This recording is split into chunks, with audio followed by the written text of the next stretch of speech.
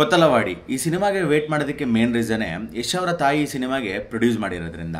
ಈ ಸಿನಿಮಾದ ಡೈರೆಕ್ಟರ್ ಶ್ರೀರಾಜ್ ಮತ್ತೆ ಪ್ರೊಡ್ಯೂಸ್ ಮಾಡಿದಂಥ ಪುಷ್ಪ ಅರುಣ್ ಅವರ ಡೆಬ್ಯೂ ಸಿನಿಮಾ ಆಗಿರೋದ್ರಿಂದ ಈ ಸಿನಿಮಾದಲ್ಲಿ ಏನು ಇಷ್ಟ ಆಯಿತು, ಏನು ಡಿಸಪಾಯಿಂಟ್ ಆಯಿತು ಅನ್ನೋದನ್ನ ಈ ರಿವ್ಯೂಲ್ ಹೇಳ್ತೀನಿ.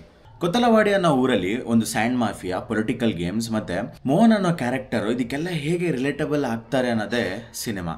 ಇನ್ನು ಸಿನಿಮಾದ ಇಂಟ್ರೋ ಇಂದಾನೆ ಶುರು ಮಾಡಿದ್ರೆ ಇಂಟ್ರೊಡಕ್ಷನ್ ಸಾಂಗು ತುಂಬ ಫೆಮಿಲರ್ ಅಂತ ಅನ್ಸುತ್ತೆ, ಬಟ್ ಆದರೆ ಚೆನ್ನಾಗಿತ್ತು. ಇನ್ನು ಫಸ್ಟ್ ಹಾಫು ಕ್ಯಾರೆಕ್ಟರ್ ಇನ್ವಾಲ್ವ್ಮೆಂಟ್ ಮತ್ತು ಇಂಟ್ರೊಡಕ್ಷನ್ಗೆ ಜಾಸ್ತಿ ಟೈಮ್ ತೊಗೊಂಡಿದ್ದಾರೆ. ಅದೆಲ್ಲೋ ಒಂದು ಕಡೆ ಸ್ಪೇಸ್ ಜಾಸ್ತಿ ಆಯಿತು ಅಂತ ಅನ್ಸುತ್ತೆ.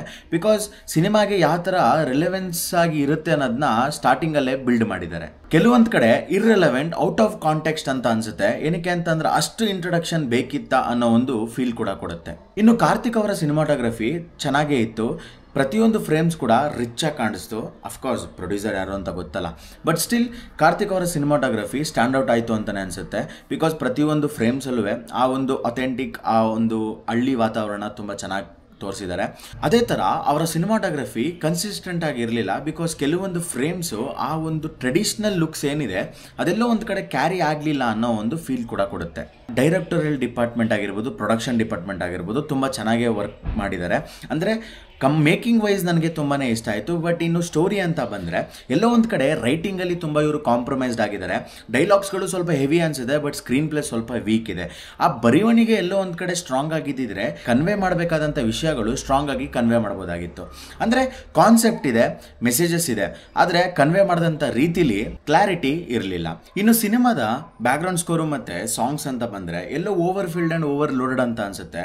ಬಿಕಾಸ್ ಸಿನಿಮಾದ ಕಥೆಗೆ ಎಲ್ಲೋ ರಿಲೇಟಬಲ್ ಆಗಲಿಲ್ಲ ಅಂತ ಅನಿಸುತ್ತೆ. Through out the cinema stand out ಆಗದೆ ಆ್ಯಕ್ಟಿಂಗ್ ಮತ್ತು making.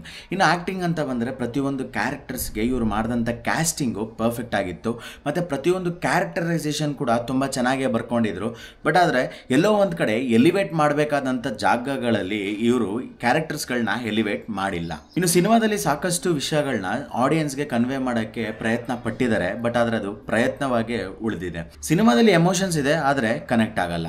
Over all cinema was Rust. ಯಾಕೆ ಅಂದರೆ ಪ್ಲಾಟ್ ಟ್ವಿಸ್ಟ್ ಬರೋಷ್ಟರಲ್ಲಿ ಕ್ಲೈಮ್ಯಾಕ್ಸ್ ಬಂದಿತ್ತು. ಬಟ್ ಕೆಲವೊಂದು ಕಡೆ ಸಿನಿಮಾ ಹೋಗ್ತಾ ಹೋಗ್ತಾ ಕತೆ ಎಲ್ಲೋಯ್ತು ಅನ್ನೋದೇ ಗೊತ್ತಾಗಲ್ಲ. ಸೊ ಈ ಸಿನಿಮಾದಲ್ಲಿ ಆ್ಯಕ್ಟಿಂಗ್ ಮತ್ತು ಮೇಕಿಂಗು ಹೈಲೈಟ್ ಆಗಿತ್ತು. ಸೊ ಈ ಒಂದು ಸಿನಿಮಾ ಅವರೇಜ್ ವಾಚ್ ಅಂತ ಹೇಳಕ್ಕೆ ಇಷ್ಟಪಡ್ತೀನಿ. ಮತ್ತೆ ಸಿಗೋಣ, ನಗ್ನಾಗ್ತಾ ಇರಿ.